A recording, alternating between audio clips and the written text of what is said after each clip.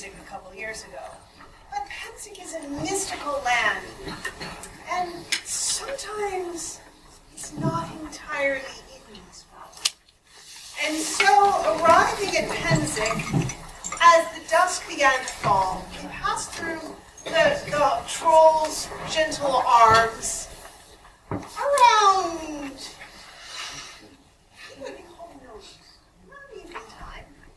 And my companions had been asked by our Lord to camp up the hill near where, not too far from the old swimming pool.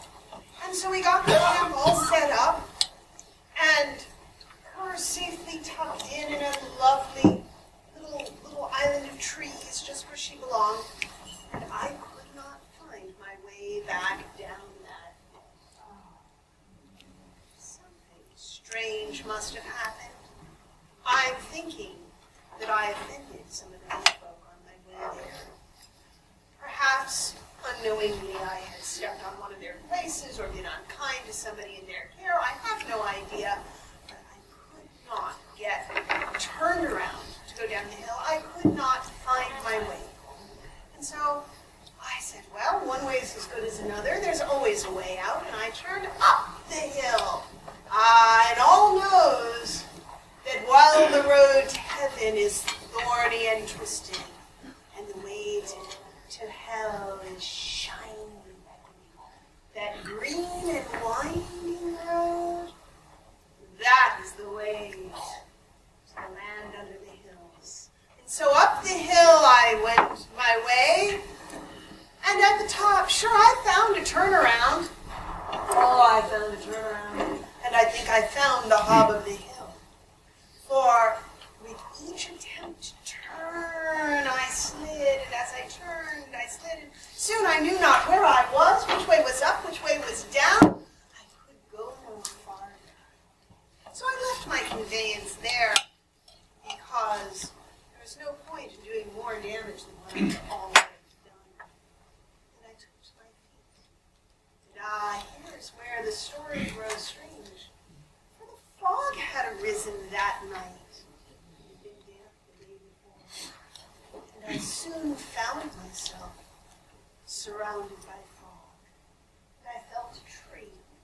And I felt a leaf. And I felt some mud. Try that again.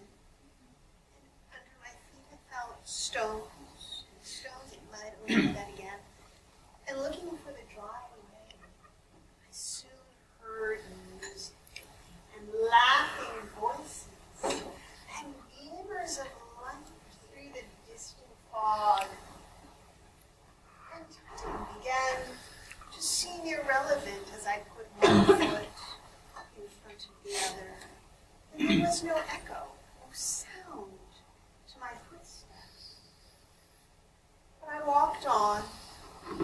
I have known the grounds of Cooper's Lake since the 14th Pennsic War.